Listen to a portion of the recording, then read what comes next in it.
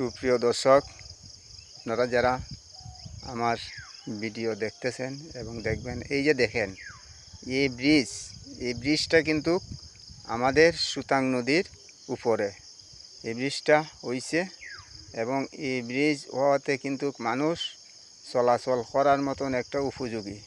কিন্তু এই রাস্তার ব্রিজ হওয়াতে আবাদের মানুষ এবং পাইকপাড়া মানুষ এবং বিভিন্ন গ্রামের মানুষ এবং চাঁদপুর বাগান বেগমখান বাগানের মানুষ এই রাস্তাটা চলাচল।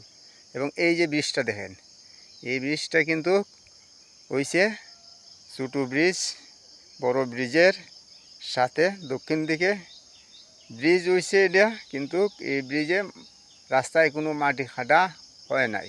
এই যে দেখেন গুলার পানি কিন্তু এই রাস্তা মাটিগুলা ভাঙ্গিয়া নিছে, তারপর কোনো এই রাস্তায় কোনো মেরামত হয় নাই। এই যে দেখেন একটা তাল গাছ, এই জায়গা দিয়ে কিন্তু এই রাস্তা কিন্তু একদম এই চাঁদপুর বাগান গেছে আবাদ হইয়া। এই রাস্তার মাঝে অতি সত্তর দ্রুত গতিতে মাটি খাড়া হইলে মানুষ চলাচল করতে পারবে এই রাস্তা দিয়ে। এই রাস্তায় দিয়ে কিন্তু গাড়ি চলার কথা, টমটম সিএনজি চলার কথা, এবং এই রাস্তার কোনো মাটি খাটা হয় নাই। সুপ্রিয় দর্শক, সবাই ভালো থাকেন, সুস্থ থাকেন। আসসালামু আলাইকুম।